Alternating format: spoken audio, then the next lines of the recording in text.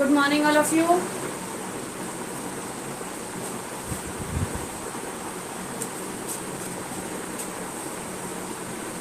हाँ जी बेटा, जो कल हमारा टॉपिक चल रहा था, जो जहाँ तक हमने कल कवर कर लिया था बेटा, इस टाइम हम सिर्फ ये जो चैप्टर है ना हमारा सिविक्स का 4th चैप्टर, हम यहीं तक करेंगे। इस चैप्टर को ख़त्म होने के बाद हम रिवीजन स्टार्ट कर देंगे हमारे, ठीक है। इसके बाद हम रिवीजन स्टार्ट कर देंगे, आगे के चैप्टर्स अभी नहीं करवाएंगे, जून के बाद देखेंगे हम वो चैप्टर्स करवाने के लिए, ठीक है। तो ये हमारा लास्ट चैप्टर है अभी तक का। तो अब जो भी मतलब कि इस चैप्टर को ख़त्म होने के बाद, इसके क्वेश्चन आंसर्स को ख़त्म होने के बाद जो भी होगा वो रिवीजन का चलेगा। मैं दोबारा से आप लोगों को रिवाइज करवाऊंगी, ठीक है। दोबारा से आप लोगों को समझा दूंगी क्वेश्चन आंसर्स वगैरह, ठीक है बेटा। पेज नंबर C26 जो हमारा चैप्टर 4th है, उसका आप लोगों को पेज नंबर, जो हमारा चैप्टर है कि elements of a democratic government, उसका पेज नंबर C29, ठीक है, उसको निकाल लीजिए बेटा। कल हमने थोड़ा सा इक्वालिटी और जस्टिस के बारे में पढ़ लिया था कि equality and justice go together. यही पढ़ा था ना कि जहाँ इक्वालिटी है वहाँ जस्टिस है, और जहाँ जस्टिस है वहाँ इक्वालिटी है। इन हिंदी कि जो समानता और न्याय की बात हम करते हैं वो एक दूसरे के साथ चलती है, ठीक है। हमने यही पढ़ा था कि समानता और न्याय होते हैं, गुड मॉर्निंग बेटा, समानता और न्याय होते हैं वो एक दूसरे के साथ चलते हैं। जहाँ समानता है वहाँ न्याय है, और जहाँ न्याय है वहाँ समानता है। पहले आप लोग मुझे ये बताइए, कल मैंने आप लोगों को इतना बोला था, इतना समझाया था कि आप लोग अपने क्वेश्चन आंसर्स मुझे सेंड करेंगे। इन बिटवीन क्वेश्चंस अगर आपको कोई प्रॉब्लम होती है तो वो आप पूछेंगे। मेरे पास किसी का भी कोई कॉल मैसेज कुछ नहीं आया कि मैम हमें यहाँ पे ये प्रॉब्लम, या मैम हमने हमारा काम कर लिया है, आप प्लीज़ इसको चेक कर लीजिए। इट मीन्स आप लोग पढ़ना नहीं चाहते, आप लोग नहीं चाहते कि आप लोगों को अच्छे मार्क्स मिले, यही बात है। आप लोग नहीं चाहते। हाँ जी, क्लास नहीं ली थी। आपने नहीं ली थी, औरों ने तो ली थी ना बेटा। और आपने कल क्लास क्यों नहीं ली थी? मैम ने आप लोग प्रॉब्लम था। हाँ जी, कि वॉइस एंड पिक नहीं आ रही। तो बेटा अगर नहीं आ रही तो अब आप बताइए, मैं क्या बताऊं? आपके नेटवर्क में इशू होगा या फिर आप लोगों को। और हाँ जी बेटा, आप लोगों ने अपने व्हाट्सएप ग्रुप में, जो आपका स्कूल के ग्रुप बने हुए हैं, उसमें आप लोगों ने एक मैसेज देखा होगा कि आप लोग अपने पेरेंट्स को बोलिए, आपके पेरेंट्स ने वो मैसेज देख लिया होगा कि अगर आप लोग 15 जून तक, ठीक है, जो जून मंथ का जो 15 डेट है, तब तक अगर आप अपना फीस सबमिट करवाते हैं, ठीक है, तब तक तो आपको डिस्काउंट दिया जाएगा, जिस डिस्काउंट के बारे में हमने आपके पेरेंट्स से ऑलरेडी बात कर ली है। अगर आप 15 तक अपनी फीस सबमिट नहीं कराते तो आप लोगों को बेटा, आपके पेरेंट्स को पूरी फीस देनी पड़ेगी। सभी के पास व्हाट्सएप पे वो मैसेज आ गया होगा, तो उसको ध्यान से देखिए और अपने पेरेंट्स को दिखाएं, ठीक है। और जितना जल्दी हो सके 15 जून से पहले। हाँ जी मैम हमारे पापा ने क्लास करवा दी। हाँ ठीक है, मैं जिन्होंने नहीं करवाई है मैं उनके लिए बोल रही हूँ बेटा, जिन्होंने नहीं करवाई है वो 15 जून तक अपनी फीस सबमिट करवा दे, ताकि आप लोगों को भी कोई प्रॉब्लम ना हो और टीचर्स को भी कोई प्रॉब्लम, ठीक है। अब आपके लिए मैनेजमेंट ने आपके लिए इतना अच्छा डिसीजन लिया, दीपिका म्यूट करे, मैनेजमेंट ने इतना अच्छा आपके लिए डिसीजन लिया है, डिस्काउंट ऑफर के जो भी बात है, तो आप अपना टाइमली करवाएं, ठीक है। तो अब हमारा जो नेक्स्ट टॉपिक है बेटा वो देखिए, इक्वालिटी एंड जस्टिस। इसको मैं स्टार्टिंग से पढ़ा देती हूँ आप लोगों को। All the citizens of India are equal before law, मतलब कि जितने भी इंडिया के सिटीजन्स हैं, जितने भी नागरिक हैं, बेटा एक मिनट रुकिएगा, जितने भी नागरिक हैं हमारे इंडिया के, जितने भी सिटीजन्स हैं, वो सभी इक्वल हैं। किसके सामने? हमारे कानून और हमारे उसके क्या कहते हैं, जो हमारे रूल्स वगैरह हैं, जो हमारे कानून है, सीधी सीधी बात है, गवर्नमेंट के नजरिए से हर एक व्यक्ति, हर एक इंडियन सिटीजन इक्वल है। There should be no discrimination against any citizen on ground of religious or caste, religion और caste, मतलब कि बेटा डिस्क्रिमिनेशन का मीनिंग होता है भेदभाव। कल मुझे एक बच्चे ने बताया था इसका मीनिंग, ठीक है। तो बेटा किसी के साथ भी कोई भेदभाव नहीं होता, चाहे वो कास्ट के अकॉर्डिंग ले लीजिए, चाहे वो उसके धर्म के अकॉर्डिंग ले लीजिए, मतलब किसी के साथ कोई भी भेदभाव नहीं किया जाएगा बिफोर लॉ, मतलब कि कानून के सामने मतलब गवर्नमेंट के नजरिए से किसी के साथ कोई भी भेदभाव नहीं किया जाएगा। Justice means fairness in the way people are treated, मतलब कि जस्टिस का मीनिंग, जस्टिस मतलब न्याय, ठीक है, जस्टिस होता है न्याय। तो बेटा न्याय का मेन फेयर मीनिंग, फेयर मतलब कि उसके हक में, मतलब कि बिना किसी के हक, मतलब जो सही है उसके साथ वही, उसी के साथ रहकर अपना आंसर करना, उसी के साथ रहकर अपना डिसीजन लेना। तो उसका मेन मीनिंग यही है कि पीपल को कैसे ट्रीट किया जाता है, ठीक है। Way are treated, the way people are treated मतलब कि इंडियन सिटीजन्स के साथ में कैसे व्यवहार करेंगे। अगर आप इंडियन सिटीजन्स हैं जो वो आपस में एक दूसरे का बहुत अच्छा व्यवहार कर रहे हैं, तो इसका मतलब है सबके साथ जस्टिस हो रहा है, मतलब सबके साथ न्याय हो रहा है। और अगर आप अच्छे से व्यवहार ही नहीं कर रहे, तो इसका मीनिंग है वहां पे जस्टिस है ही नहीं, मतलब वहां न्याय है ही नहीं। Equality and justice always go together, मतलब वही है कि जो इक्वालिटी होती है मतलब कि समानता, और जहां जस्टिस मतलब न्याय, मतलब समानता और न्याय, इक्वालिटी और जस्टिस जहां है वो एक दूसरे के साथ ही चलते हैं, ठीक है। जहां इक्वालिटी है वहां जस्टिस है, और जहां जस्टिस है वहां इक्वालिटी है। देखिए, inequalities between different classes of people means lack of justice in society.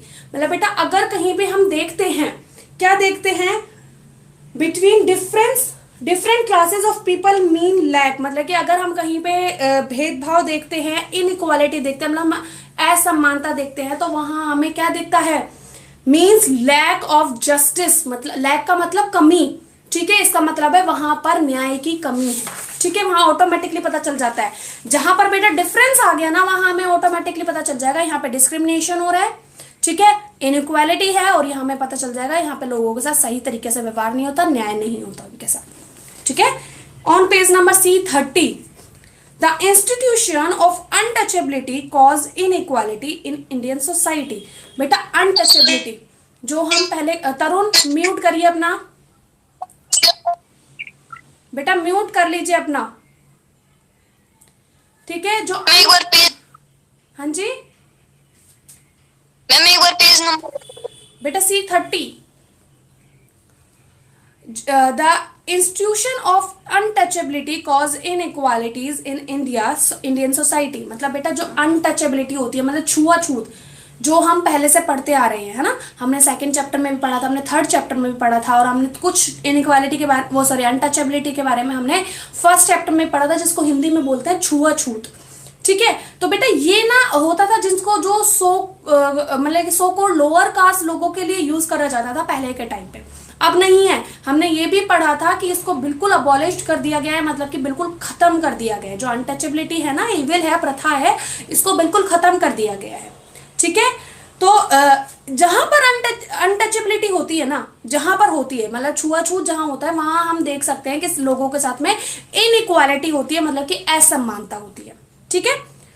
People of upper caste would not even touch those who belong to the lower caste। मतलब कि जो लोग अपने आप को अपर कास्ट में समझते हैं, ठीक है, मतलब कि जो अपने आप को अपर कास्ट में समझते हैं, उनकी ना एक मेंटेलिटी है, उनके माइंड में ना एक आप, हमने जो पढ़ा था ना प्रेजुडिस के बारे में पढ़ा था, इन सेकंड चैप्टर हमने प्रेजुडिस के बारे में पढ़ा था, जिसका मीनिंग था पूर्वाग्रह, मतलब कि किसी पहले से सोच लेना, ठीक है। फिर हमने स्टेरियोटाइप थिंकिंग के बारे में पढ़ा था, स्टेरियोटाइप थिंकिंग, हाँ जी बेटा, कितना है हाँ जी, मैम पेज नंबर C30, ठीक है। फिर हमने पढ़ा था बेटा एक स्टेरियोटाइप थिंकिंग के बारे में। स्टेरियोटाइप थिंकिंग का था रूढ़िवादी, मतलब कि बहुत कट्टरपंथी वाली, महेंद्र के नाम से बेटा जो भी है अपना म्यूट कर लीजिए आप अपना, ठीक है। तो वो एक थिंकिंग हो जाती है, ठीक है। तो ऐसे ही इसमें बताया गया है कि जो अपने आप को अपर कास्ट में समझते थे, हाँ, जो अपने आप को अपर कास्ट में समझते हैं, ऊपर समझते हैं, वो क्या करते थे बेटा, उनके माइंड में एक थिंकिंग सेट थी, किस चीज को लेके उनके माइंड में ये थिंकिंग सेट थी कि हम जो लोअर कास्ट के लोग हैं उनको टच नहीं करेंगे, ठीक है। महात्मा गांधी, B.R. अम्बेडकर, बेटा ये B.R. अम्बेडकर मैं आपको पहले नाम बता चुकी हूँ, डॉक्टर भीमराव अम्बेडकर, जिन्होंने अनटचेबिलिटी मतलब कि जो लोअर कास्ट के लोग थे ना, उनके फेवर में रहकर काम किया था, उनको आगे बढ़ाने के लिए काम किया था। जैसे महात्मा गांधी जी ने, जवाहरलाल नेहरू जी ने काम किया था, ऐसे ही इन्होंने भी काम किया था, ठीक है। Mahatma Gandhi, B.R. Ambedkar and other fought against these injustice, specially untouchability. मतलब कि बेटा ये हीरोज है, जो हमारे इंडियन हीरोज है ना, उनमें काउंट होते हैं। कौन कौन से? महात्मा गांधी हो गए, डॉक्टर भीमराव अंबेडकर हो गए, ठीक है, जिनका यहाँ पे नाम लिखा हुआ है बी आर अम्बेडकर। अगर किसी को प्रॉब्लम होती है, कोई ये सोचता है कि बी आर की फुल फॉर्म क्या है, तो उनको अंडरलाइन करके आप लिख सकते हो ऊपर भीमराव अंबेडकर, ठीक है, भीमराव, ठीक है। तो ये है कि बेटा ये लोग एक तरीके से हीरो हैं हमारे इंडिया के, है ना, फ्रीडम फाइटर्स है। मतलब कैसे इन लोगों ने जो ये गलत वे चला हुआ है, इविल्स चली हुई है, इनइक्वालिटी लोगों के साथ रहती है, डिस्क्रिमिनेशन रहता है, तो इनके अगेंस्ट काम किया था इन्होंने, है ना, ताकि जो लोअर कास्ट के लोग हैं उनके साथ किसी भी तरीके का कोई भेदभाव ना हो, ठीक है। But women continue to be, नहीं बेटा सॉरी, एक minute. Now untouchability has been abolished and its practice in punishable by the law। मतलब बेटा ये होता है कि जो अब इस टाइम नाउ द प्रेजेंट अगर अनटचेबिलिटी किसी के साथ होती है, मतलब कि छुआछूत किसी के साथ किया जाता है, दोबारा से होता है, पहले तो उसको खत्म कर दिया है, जिसमें वर्ड आया अबॉलिश्ड, है ना। अबॉलिश्ड को अंडरलाइन करिए, नीचे लिखिए आप समाप्त। बेटा ये सेकेंड टाइम वर्ड आया अबॉलिश्ड, ठीक है। ये पहले हमारे एक चैप्टर में भी आ चुका है, सेकंड या थर्ड चैप्टर में आया हुआ है, तो आई थिंक थर्ड चैप्टर में आया है, ठीक है। तो अबॉलिश्ड इसका मीनिंग होता है बिल्कुल खत्म कर देना। तो जो अनटचेबिलिटी है ना बेटा, छुआछूत, इसको बिल्कुल समाप्त कर दिया, इसको बिल्कुल खत्म कर दिया। लेकिन अगर कोई भी इसके साथ दोबारा से अनटचेबिलिटी करता है, अगर ये दोबारा से प्रथा लागू करता है, तो बेटा उसको गवर्नमेंट के थ्रू जो बोलते हैं उसको पनिशमेंट दी जाएगी, पनिश्ड किया जाएगा, ठीक है। वो भागीदारी होगा पनिशमेंट का। नेक्स्ट देखिए, the progress of any society depends on the progress and well being of humans. बेटा सीधी सीधी बात है, अगर कोई सोसाइटी है, अगर कोई समाज है, अगर वो बहुत अच्छे से अपना प्रोग्रेस कर रहा है, मतलब कि आगे बढ़ता जा रहा है, बढ़ता जा रहा है, बढ़ता जा रहा है, तो बेटा उसके पीछे अगर आप कहीं पे देखोगे ना, है ना, उसको देख के तो आप यही देखोगे कि बेटा यहां पर किसी के साथ भी कोई डिस्क्रिमिनेशन नहीं हो रहा, मीनिंग कोई भेदभाव नहीं हो रहा, ना ही वहां पे औरतों के साथ हो रहा है, ना ही वहां लड़कियों के साथ हो रहा है, और ना ही वहां पे किसी और चीज को लेके हो रहा है, ठीक है। उस सोसाइटी में सभी इक्वल है ना।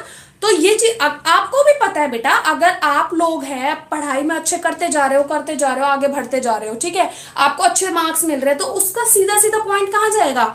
आपने बहुत मेहनत करी है, आप रेगुलरिटी से पढ़े हैं, आपके मैम, आपके टीचर्स ने आपको बहुत सपोर्ट किया, अच्छे से पढ़ाया है, आपके पेरेंट्स का बहुत अच्छा सपोर्ट रहा आप लोगों को पढ़ाने में, ठीक है, आपका स्कूल का बहुत अच्छा सपोर्ट रहा आप लोगों को पढ़ाने में। मतलब कि अगर कोई एक चीज प्रोग्रेस पर जाती है तो उसके पीछे तक की चीजें देखी जाती है ना बच्चे।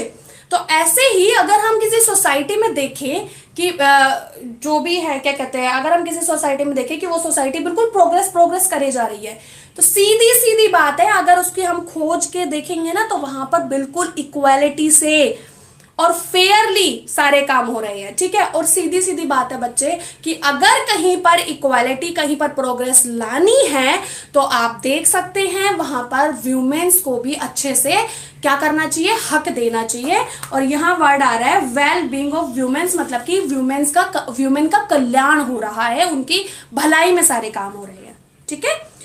The women's suffrage abolished the gender bias to some extent। बेटा बायस का मीनिंग बहुत बार वर्ड आया है, इसका मीनिंग होता है भेदभाव, ठीक है।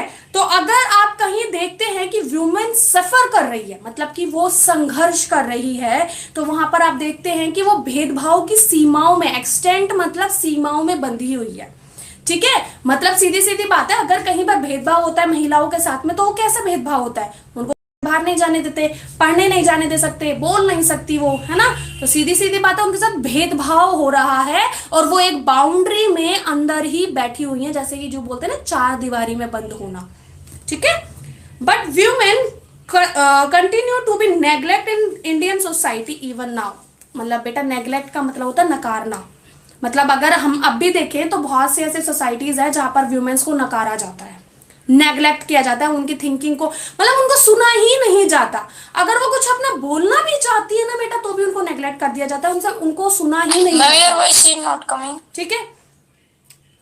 Female babies are generally unwelcome in Indian. मुझे म्यूट कर लेना बेटा अपना। Female babies are generally unwelcome in India. आप लोगों को भी पता है बेटा कि लड़कियों को मार दिया जाता है, मतलब कि बोलते हैं कि वो जो भ्रूण हत्या, आप लोगों को पता है कि लड़कियों को बर्थ होने से पहले ही मार दिया जाता है, या उसके बाद भी आप लोग न्यूज़पेपर में सुनते हो। मेरे हॉस्पिटल में। हाँ जी, आप लोग बेटा न्यूज़पेपर में ये चीज़ पढ़ते भी होंगे, आप लोग सुनते भी होंगे कि लड़कियों को जो बेबी होती हैं, न्यू बोर्न बेबी होती है, और उनको झाड़ के वहाँ पे फेंकाते हैं, ठीक है, पार्क में छोड़ आते हैं, कोई कहीं पे छोड़ देता है, कचरे में छोड़ देता है, ठीक है। हमेशा आप लोगों ने लड़कियों के बारे में सुना है, कभी लड़के के बारे में किसी ने सुना है कि लड़के को वहाँ पे फेंका है, लड़के को वहां पे वो कर दिया? नहीं सुना ना, वो लड़कियों को ही सुना है। पता है क्यों? क्योंकि बेटा यहाँ पर अपनी इंडियन सोसाइटी ऐसी है जिसमें लड़कियों को बोलते हैं बोझ समझा जाता है ना। ऐसा समझा जाता है कि लड़के ही पढ़ेंगे, लड़के ही हमारा घर चलाएंगे, लड़कियां तो एक दिन चली जाती हैं घर छोड़कर, ठीक है, वो पढ़ेंगे भी नहीं उनको। वो एक हमारी स्टेरियोटाइप थिंकिंग, मतलब कि जो रूढ़िबद्ध थिंकिंग होती है ना, उसकी वजह से है। और ये जो हमारी इंडियन सोसाइटी है जिसमें लोग पढ़ नहीं रहे अभी भी, है ना, जो अच्छे से एजुकेटेड नहीं हो रहे। बेटा मैंने आप लोगों को बोला है अगर कहीं पर डिस्क्रिमिनेशन नहीं होगा तो वहां आप अवेयर होंगे, इसीलिए एजुकेशन बहुत ज्यादा जरूरी है, क्योंकि अगर एजुकेशन होगी तो आपको पता होगा कि क्या सही है और क्या गलत है। समझ आ गई?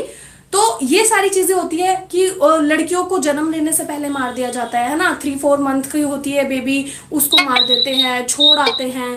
भावेश अपना म्यूट करिए बेटा, ठीक है। तो ये सारी चीजें ना बेटा बैड इफेक्ट्स होते हैं। वो जो ये सारी चीजें करता है ना, वो कभी प्रोग्रेस नहीं कर पाता, ठीक है। प्रोग्रेस वही सोसाइटी करेगी जहां पर किसी भी तरीके का कोई डिस्क्रिमिनेशन नहीं होगा, मतलब भेदभाव नहीं होगा, ठीक है। वो आप फीमेल और मैन के बीच में भी कर सकते हैं, जेंट्स के बीच में भी कर सकते हैं, मतलब कि वहां पर औरत और आदमी के बीच में भी कोई डिस्क्रिमिनेशन, मतलब भेदभाव नहीं होगा, धर्म के आधार पर भी नहीं होगा, जाति के आधार पर भी नहीं होगा, किसी भी चीज में कोई डिस्क्रिमिनेशन नहीं होगा। तब वो सोसाइटी क्या करेगी? प्रोग्रेस करेगी, अदरवाइज वो प्रोग्रेस कभी कर ही नहीं सकती, ठीक है। In most families, the girl child does not get the same attention as a boy in matter of diet and healthy care. Health care मतलब बेटा हम लोगों ने 3rd चैप्टर में पढ़ा था, 3rd में पता नहीं 2nd चैप्टर में इस बारे में पढ़ा था, 2nd चैप्टर में हमने पढ़ा था बेटा कि जो हम मतलब कि आज भी ऐसी सोसाइटीज हैं, आज भी ऐसे बहुत सारे घर हैं जहां पर लड़कियों को लड़कों से पीछे रखा जाता है, ठीक है। उनको सही तरीके में केयर नहीं मिल पाती, प्रोटेक्ट नहीं कर पाते, उनको प्यार नहीं मिल पाता, जो प्यार मेन उनको मिलना चाहिए ना वो नहीं मिल पाता। क्यों? क्योंकि वो लड़के को ज्यादा ही ज्यादा प्रायोरिटी देते हैं, प्राथमिकता देते हैं, और लड़कों को बहुत अपने क्लोज। पहले तो आप बेटा अपना क्लास ले रहे हैं तो सिट प्रॉपरली, अपना क्लास लीजिए बेटा। मैं भी बैठ के पढ़ा सकती हूँ ना, ऑनलाइन क्लास है ना, मैं बैठ के पढ़ा सकती हूँ ना, लेकिन मैं बैठ के नहीं पढ़ा रही ना, सिर्फ इसीलिए ताकि आप लोगों के साथ अटेंशन बनी रहे मेरी, ठीक है। समझ आ रहे? अगर मुझे कभी कोई प्रॉब्लम होगी वो बात अलग है, लेकिन अगर आप पढ़ाई कर रहे हैं, मैं सबके कैमरे ऑन करा के देख सकती हूँ, मैं सबके कैमरे ऑन करवा लूंगी कि आप लोग किस तरीके से पढ़ रहे हैं। Sit properly, open your book, then ask.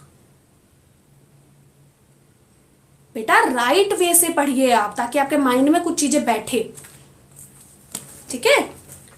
तो लड़कियों के साथ डिस्क्रिमिनेशन इस हद तक होता है कि उनको उनका प्यार भी ढंग से नहीं मिल पाता, उनके मदर फादर का भी नहीं मिल पाता।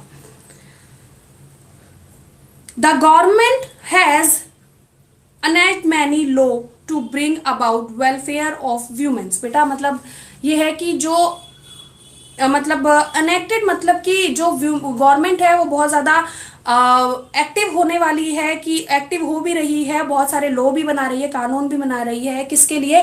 वुमेन्स के वेलफेयर, मतलब कि उनकी भलाई के लिए।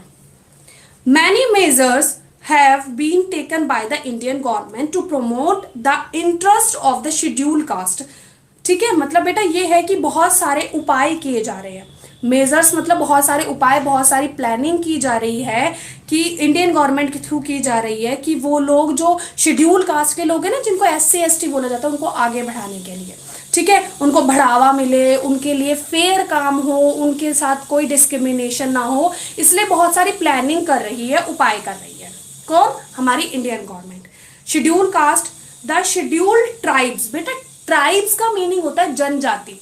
अंडरलाइन दिस वर्ड ट्राइब्स, और उसके नीचे आप लिखिए जय न जन, जय आ तय, तय पे छोटी की मात्रा, जनजाति। ठीक है, तो ये भी वो होती है जो बैकवर्ड होती है। ठीक है, नेक्स्ट देखिए माइनॉरिटीज। माइनॉरिटी का मीनिंग होता है बेटा अल्पसंख्यक, मतलब जिनकी संख्या कम होती है। माइनॉरिटी मतलब कि आप खुद समझ सकते हो, एक होती है मेजोरिटी मतलब जिसमें बहुत सारी एकता वगैरह होती है, माइनॉरिटी मतलब कम संख्या। तो ऐसे बहुत से हमारे इंडियन सोसाइटी में कास्ट हैं, बहुत सारी ऐसी कास्ट है बेटा जिनमें जो लोगों की पीपल की जो संख्या है ना, जो डिजिट्स है वो बहुत कम है, तो उनके साथ भी डिस्क्रिमिनेशन होता है। तो अभी हमने बेटा and other weaker section of the society, और मतलब कि और बहुत से सोसाइटी और बहुत से जो सेक्शंस है जो बहुत वीक हैं, हमने 4 पढ़े। कौन कौन से? पहला हमने पढ़ा कौन सा? Schedule caste. सेकेंड हमने पढ़ा शेड्यूल ट्राइब्स। थर्ड हमने पढ़ा माइनॉरिटी। एंड फोर्थ हमने पढ़ा क्या? Weaker section. ठीक है, मतलब इन लोगों के लिए ये जो है ना, मतलब कि ऐसी मतलब कि पिछड़ी जाति के, पिछड़ी जनजाति के, ठीक है, कम अल्पसंख्यक और जो बहुत ज़्यादा वीक होते हैं, जो बहुत ज़्यादा वीक सेक्शन होते हैं, उनके लिए गवर्नमेंट बहुत ज़्यादा उपाय कर रही है, बहुत ज़्यादा प्लानिंग कर रही है कि उनको कैसे आगे बढ़ाया जाए, उनकी फेयर में कैसे काम हो सके। All human beings are born free and equal in dignity and rights, मतलब कि बेटा जब छोटा बच्चा एक जन्म लेता है, क्या उसको पता होता है वो किस रिलीजियन में, किस कास्ट में अपना बर्थ ले रहा है? नहीं ना, वो तो धीरे धीरे सोसाइटी में रहकर सीखता है कि भाई हाँ मैं इस कास्ट का हूँ, इस रिलीजियन का हूँ। अदरवाइज भगवान तो सबको इक्वली बोर्न करता है ना, भगवान तो इक्वली सबको अपनी जिंदगी देता है। ठीक है, और ये जो कास्ट सिस्टम है ना बेटा, ये हम हमारी सोसाइटी में रहकर सीखते हैं, धीरे धीरे बड़े होकर सीखते हैं। ठीक है, तो भगवान जब जन्म देता है तो वो उनको सेम राइट्स देता है और सेम डिग्निटी मतलब मर्यादाएं देता है। The constitution of Indian give the society many rights, citizens many rights, मतलब कि जो हमारा इंडियन कॉन्स्टिट्यूशन है, जो हमारा संविधान है, उसमें लोगों को बहुत ज्यादा अधिकार दिए गए हैं, जिसमें से 6 फंडामेंटल राइट्स मैंने आपको लास्ट चैप्टर में लिखवाए थे। ठीक है, कल आप लोगों का टेस्ट, कल आप लोगों से मैं क्वेश्चन पुट करूंगी बेटा। जीवितेश म्यूट करिए अपना। कल मैं आप लोगों से क्वेश्चन पूछूंगी बेटा कि जो हमारे 6 फंडामेंटल राइट्स हैं उसके बारे में आप क्या जानते हैं। ठीक है, कल मैं आप लोगों से क्वेश्चन पुट करूंगी इस बारे में। तो फर्स्ट राइट है बेटा, वो देखो राइट टू इक्वालिटी। आप फर्स्ट चैप्टर से पढ़ते आ रहे हो, राइट टू इक्वालिटी मतलब कि सभी को सम्मान रखना है ना, गवर्नमेंट की नजर से हर कोई समान है, किसी के साथ कोई डिस्क्रिमिनेशन नहीं होता। देखो the right to equality guarantees equality before law, मतलब जो राइट टू इक्वालिटी है ना, मतलब हमें इक्वल रखने का जो अधिकार है, वो हमें क्या गारंटी देता है? वो हमें ये गारंटी देता है कि हम सभी इक्वल हैं कानून की दृष्टि से, कानून के सामने। And prohibits any discrimination on the ground of caste, race, religion और सेक्स, मतलब कि बेटा और हमें ये भी अधिकार देता है, जो राइट टू इक्वालिटी है ना, वो हमें ये भी अधिकार देता है कि प्रोहिबिट्स मतलब कि नकारने का, किस चीज को नकारने का? डिस्क्रिमिनेशन मतलब भेदभाव को नकारने का। अगर कहीं पर भेदभाव हो रहा है, चाहे वो कास्ट के अकॉर्डिंग हो रहा हो, चाहे वो जाति के अकॉर्डिंग हो रहा हो, मतलब कि चाहे वो धर्म के आधार पर हो रहा है, रेस मतलब कि वर्ग के आधार पर, सेक्स मतलब कि लिंग के आधार पर, है ना, लड़का लड़की में डिफरेंस होना, तो हम उसको नकार सकते हैं, मतलब कि उसके अगेंस्ट हम बात कर सकते हैं। ठीक है, अगर कोई ऐसा डिस्क्रिमिनेशन कर रहा है तो हम उसके अगेंस्ट बोल सकते हैं। नेक्स्ट पॉइंट है right to freedom of religion. आप लोगों को मैं बहुत स्टार्टिंग से समझाती आ रही हूँ बेटा कि हर किसी को राइट है अपना रिलीजियन चुनने का, अपना धर्म चुनने का। ठीक है, अपने धर्म को मानने का। कोई किसी के साथ जोर जबरदस्ती धर्म नहीं मनवा सकता अपनी इंडिया में। ठीक है, आप कोई सा भी धर्म चुन सकते हो, कभी भी चेंज कर सकते हो। The right to freedom of religion state that all citizens are free of practice and propagates their religion, मतलब कि बेटा कि सभी को ये अधिकार है कि आप अपने अधिकार का प्रैक्टिस मतलब कि पालन कर सकते हैं, एंड प्रोपेगेट्स मतलब कि उसका प्रचार कर सकते हैं। ठीक है, next point is right to education. आप लोगों को मैं बता रही हूँ ना, सबको एजुकेशन मस्ट है, और आई थिंक आप लोगों को एक वीडियो में मैंने ये भी बताया होगा कि बेटा गवर्नमेंट की तरफ से 6 to 14 ईयर्स तक के बच्चों को free education, free and compulsory education दी जाती है, मतलब कि निशुल्क और जो अनिवार्य शिक्षा होती है वो दी जाती है, जिसमें बच्चा अपना नाम लिखना सीख सके, बोलना सीख सके, पढ़ना सीख सके, ताकि उसके साथ किसी भी तरीके का कोई डिस्क्रिमिनेशन ना हो। मतलब बेटा 6 to 14 ईयर्स तक के जो बच्चे होते हैं ना, 14 ईयर्स तक के 9th में आ जाते हैं, है ना, 8th 9th में आ जाते हैं। तो इतने बड़े बच्चे अगर पढ़ लेते हैं ना, तो वो ये होता है बेटा कि वो अच्छे से लिख सकते हैं, बोल सकते हैं, इंग्लिश पढ़ सकते हैं, हिंदी पढ़ सकते हैं, ठीक है, लिख भी सकते हैं। अगर उनको आगे जाके कोई गवर्नमेंट फॉर्मेलिटी करनी हो, कोई कागज का काम करना हो, तो उसके साथ में कोई भेदभाव नहीं कर पाएगा। ठीक है, देखो, The right to education state that the state shall provide free and compulsory education to all children in the age group of 6 to 14 years। ठीक है, मतलब कि ये है कि जो हमारा स्टेट है, हमारा राज्य है, वो सभी को फ्री एजुकेशन, मतलब कि 6 से 14 ईयर्स तक के बच्चों को सभी को फ्री एजुकेशन देगा, और कंपलसरी मतलब कि आपको लेनी ही है, इसको बोलते हैं, that is called right to education. ठीक है, आप सभी को समझ आया बेटा चैप्टर? Yes ma'am. अच्छे से समझ आया बेटा? Yes ma'am. तो आज का आपका होमवर्क है same, read the chapter, find out exercises, जो आपके ये जो tick the correct, true false और जो है आपके मैचअप है ना, इनको आप लोगों को कल फाइंड आउट करना है।